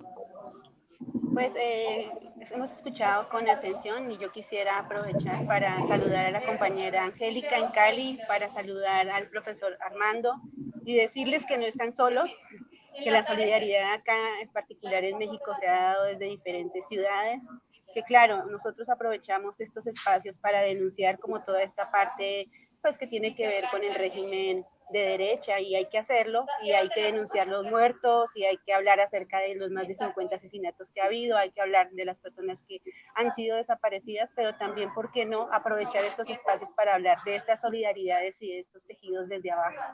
Creemos que también eso nos puede ayudar un poco a, pues a eso, a no decaer, a no caer en un escenario también fatalista, porque así como por un lado se ha evidenciado lo reaccionario de las clases dominantes, como veíamos en los debates de la moción de censura, tanto en Senado como en Cámara, o sea, nos ardían las tripas de escuchar al centro democrático, al cambio radical, o sea, en realidad muy indignante, pero así como tenemos oídos para escuchar a esta gente, también tenemos oídos para escuchar a nuestra gente, a todo lo que ha sido la construcción del trabajo, no solo de la minga indígena y campesina, sino también en este caso a los jóvenes, mujeres y hombres de los barrios populares que antes nadie mencionaba.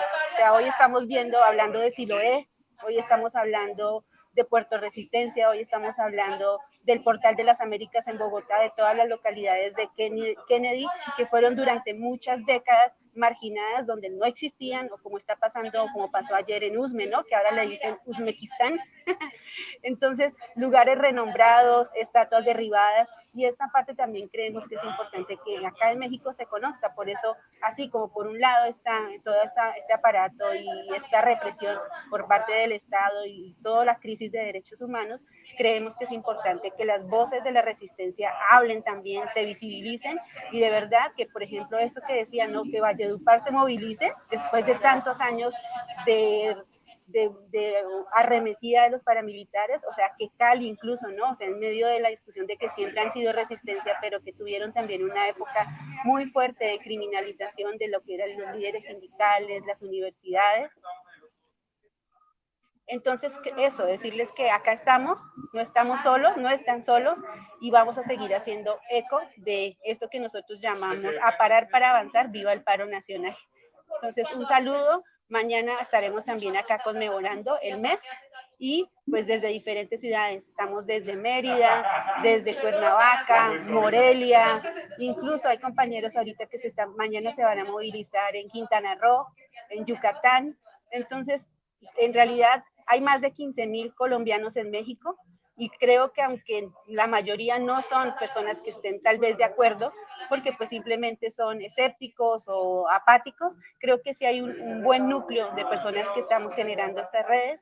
Y bueno, no solamente acá en la Ciudad de México, les invitamos a que sigamos tejiendo redes. Nosotros estamos trabajando acá desde la plataforma de internet, por si nos podemos comunicar más adelante, desde Me Muevo por Colombia, y desde ese espacio de Me Muevo por Colombia haciendo las acciones de difusión y transmisión de lo que está pasando específicamente en Cali, ¿no?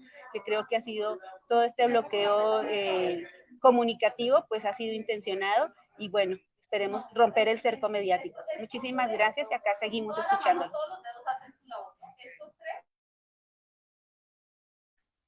Pues muchas gracias, Adriana. Pues miren, cierto, ¿no?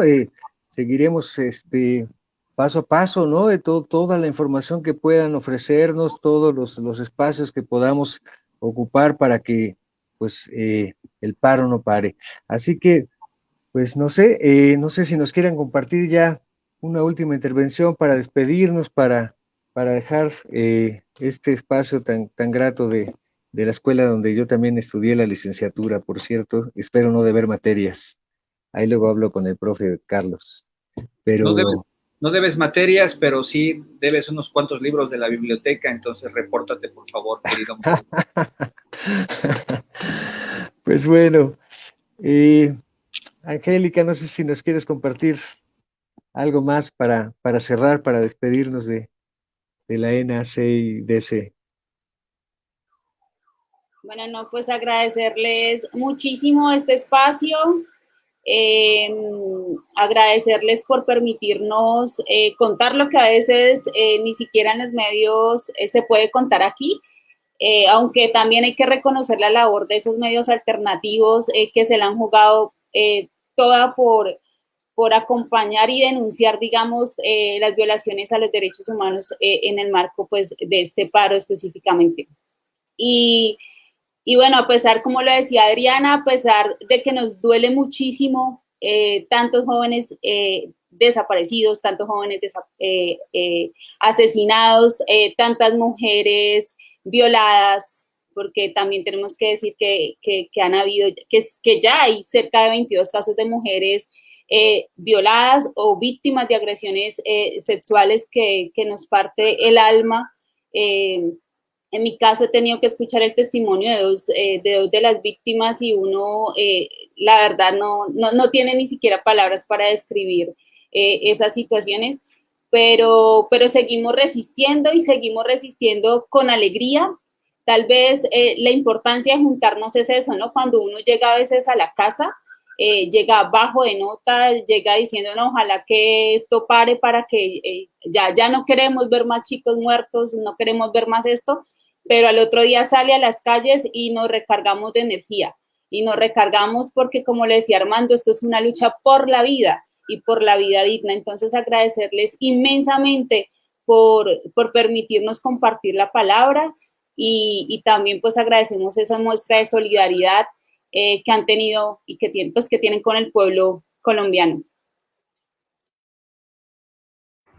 Pues yo muchas gracias, de verdad, Mauricio, Carlos, Adriana y Angélica, gracias por dejarme compartir la palabra también. Y yo les pediría que no nos dejen solos ni solas.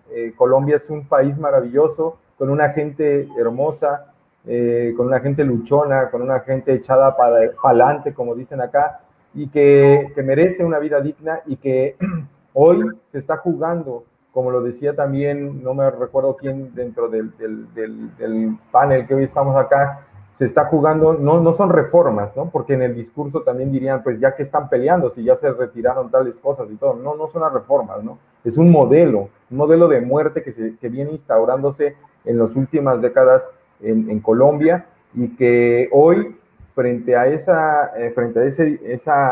miedo que se había instaurado en la sociedad, son los jóvenes y las jóvenes que han alimentado la esperanza también de aquellos que ya no, que tienen canas o que tenemos canas en nuestros cabellos y que están reflexionando sobre que los pelados tienen razón, ¿no? Y se están abriendo ahí unas propuestas en términos de un proyecto de futuro para Colombia, más que de futuro, de un proyecto para este presente, para el hoy, ¿sí? Para poder alcanzar una vida digna. Y pues acá les digo, campesinos, indígenas, afrodescendientes, jóvenes, hombres y mujeres de los barrios más populares, estudiantes, no estudiantes, amas de casa, camioneros, ¿no? Taxistas, mototaxistas, barras de fútbol, todo el mundo está en la calle alimentando la esperanza y de verdad que hoy Colombia le está dando una lección de dignidad a todo el mundo porque en plena pandemia se tuvo que romper con dos miedos, con el miedo al coronavirus, a la pandemia, pero también el miedo al totalitarismo que se había instaurado de una manera atroz en este país por el efecto del conflicto y de este discurso de seguridad democrática que se ha implementado en la sociedad. Hoy creo que también, igual que nosotros que no estamos durmiendo, yo siento que tampoco ellos están durmiendo, porque es que se están dando cuenta que el pueblo colombiano tiene dignidad y que ese acumulado del que se hablaba también hace rato, hoy se está concretando en el encuentro, vuelvo a repetir, en el encuentro en la calle, en la lucha, y se ha convertido en una gran escuela de conocimientos y de intercambio de saberes entre algunos que tienen más experiencia y otros que no han venido organizándose de manera, pues, como tradicionalmente se hace, pero que hoy nos están dando una lección de dignidad. Y yo quisiera hacer un homenaje principalmente a la juventud de Colombia, que está diciendo no más un sistema político y económico arcaico que no cumple en pleno siglo XXI con las expectativas de cualquier ser humano que quiera vivir una vida digna, ¿sí? Entonces creo que en ese sentido esperemos que se logre construir un proceso y un proyecto pues más allá para todos y todas en esta Colombia. Y creo que es muy importante y le agradecemos de verdad estos espacios para que sigamos tejiendo redes y podamos seguir denunciando y esperemos también planteando las propuestas que el movimiento hoy en las calles en Colombia está planteando para recuperar la vida. Gracias. Pues nos quedamos, sí, preocupados como señalaba Angélica, pero también nos llevamos ese fuego de estas palabras, ese calor que se siente por nuestros hermanos en México, de verdad, y bueno, en la ENA particularmente siempre ha habido presencia de colombianas, colombianos, y pues sin duda que la justicia llegará, ¿no? Y como dicen las compañeras, va a caer, tiene que caer, y nos llevamos también muchas enseñanzas. Les agradecemos muchísimo la palabra y pues le devuelvo los micrófonos aquí a Carlos para que nos podamos despedir. Pues Adriana, Angélica, Armando, se fue ya César y por supuesto Mauricio, pues esta es la primera de muchas. Este espacio está abierto si es necesario denunciar, avanzar en algo, comunicar algo, por favor, a través de Mauricio.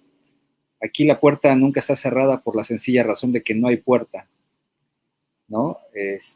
Entonces, pues con el corazón en la mano y con la dignidad intacta, por favor, reciban un abrazo muy, muy cariñoso de parte de nuestra escuela, de mucha banda que está al pendiente de lo que sucede y como decía por ahí, no sé si Ernesto Cardenal, este poeta nicaragüense, la solidaridad es la ternura entre los pueblos. Entonces, así como Adrián está tejiendo ahí esa chambrilla, ¿no? Así también vayamos tejiendo solidaridad, perfecto. Y pues no podemos irnos, en algún momento dado va a entrar Blanca otra vez a la transmisión. Blanca, ¿estás por ahí?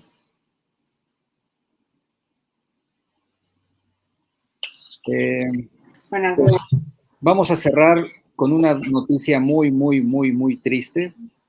Ricardo Muñiz Martínez, profesor hora, semana, mes de la Escuela Nacional de Antropología e Historia, estudiante del doctorado en el posgrado de Antropología Física, perdió hace una hora exactamente la batalla contra el COVID-19. Quienes lo conocimos, quienes lo quisimos, fue mi alumno, me acompañó a varias salidas. Desde este espacio de la ENA, y justo cuando las vacunas están pareciendo que más o menos mitigan un poco esta tragedia pandémica, pues nos toca anunciar tristemente el fallecimiento de Ricardo. Pues no hay demasiadas palabras. Un abrazo muy fuerte para sus hijos, bueno, para su hijo que estuvo siempre al pendiente, para la comunidad de antropología física de la escuela. Y bueno, esto parece que no acaba.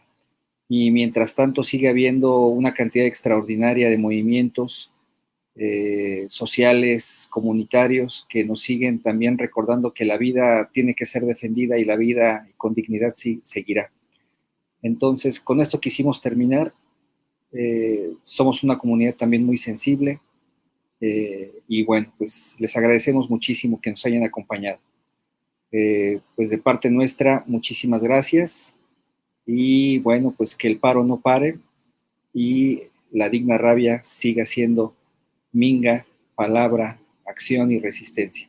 Abrazo hasta Cali, abrazos hasta el Cauca, abrazos hasta el Valledupar, abrazos hasta Pereira, abrazos hasta donde todo huela a Colombia. Cuídense mucho, muy buenas noches. Gracias.